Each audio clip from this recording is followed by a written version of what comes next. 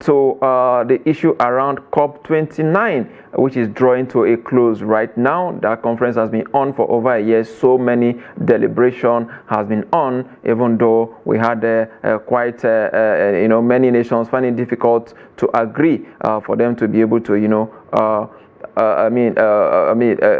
release the draft. But indeed, the draft has been released. Of course, the content of that draft is something that we will look at now with our correspondent, Chiamaka Enendu, who is covering the event right there in Baku, Azerbaijan. Good morning, Chiamaka.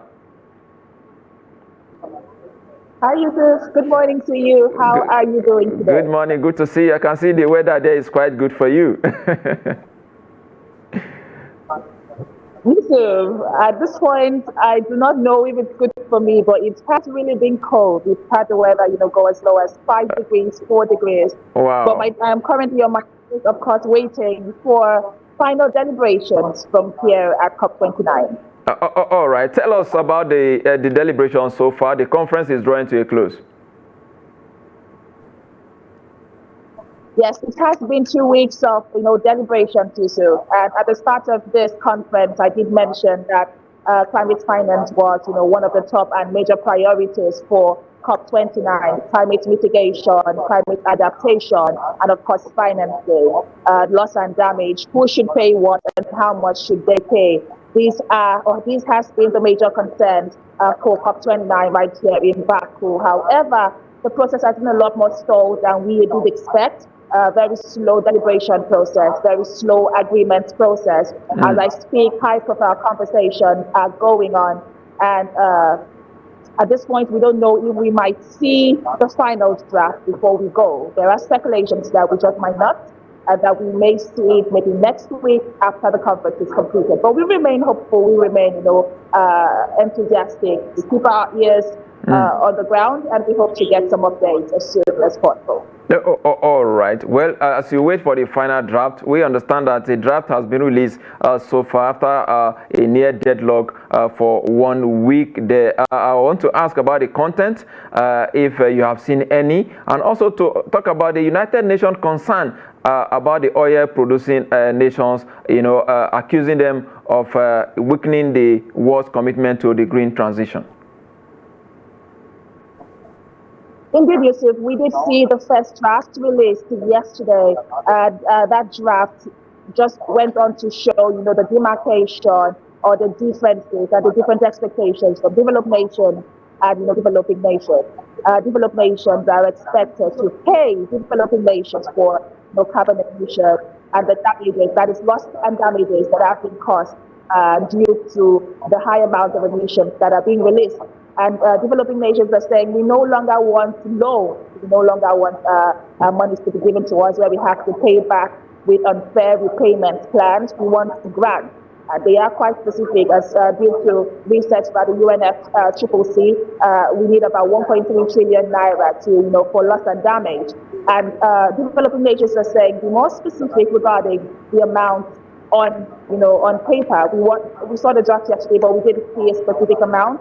I did speak to the chief African negotiator, Ali Mohammed, where he came out to say that we saw a lot of gaps. He just went on to expose the gaps that are inherent in the draft. No numbers were mentioned, no mention of fossil fuels in that document, and which also leads us to the conversations around climate mitigation.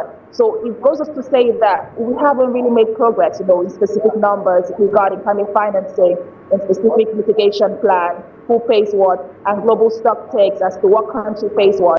It just, exposes these gaps, and there are concerns. Nigerians have been, reacting to that. Africans have been reacting to that. The global South in general have been reacting to that. I recall our Minister for Environment had said that this is not a charity program.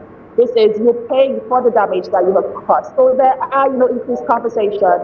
There are increased concerns, but we are, like I stated, currently on our toes waiting for feedback as the meetings are still going on as I speak.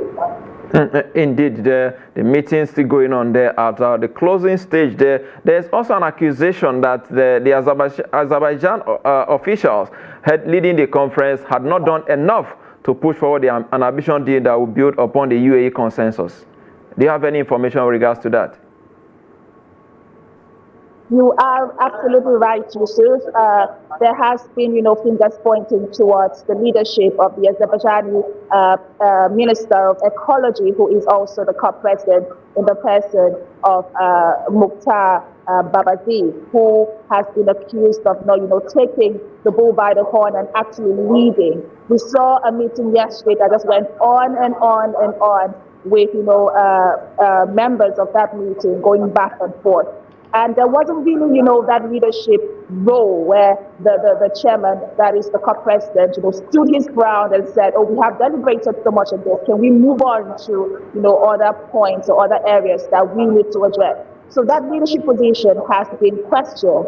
But then again, we still have today, we still have tomorrow, peradventure, this celebration, tweaks or moves into Saturday. But we still will be on the lookout to see just what might happen last minute. All right, let's look at finally now as we wrap up this conversation. What is our stake for Nigeria? What position have we taken so far?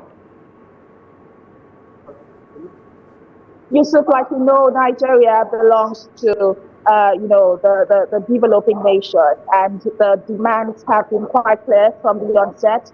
Climate financing must be, this is an agreement that was met in the Paris Agreement of about 2 to 3 years ago under the NCQG. That is the new collective goal by countries where we finally have certain specific amounts that are expected from the different nations. So Nigeria has been clear on what our demands are.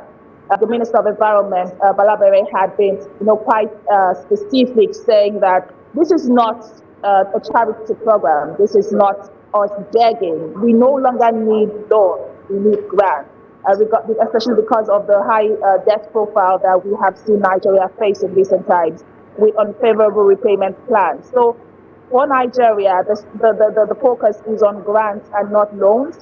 And again, Nigeria, regarding our NDC, that is our NDC, that is our goal and our transition plan, that is the energy transition plan, which targets 2060. Right. That is where we finally hit our net zero target. So that also, makes the conversation a lot more realistic regarding whether or not we will be able to this target that we have set for ourselves in the energy transition plan. All right. Trust TV Business Correspondent Chiamaka Enendu, thank you for your time, for that update. Of course, we wish you a safe journey back home. Thank you, sir. Thank you. All right.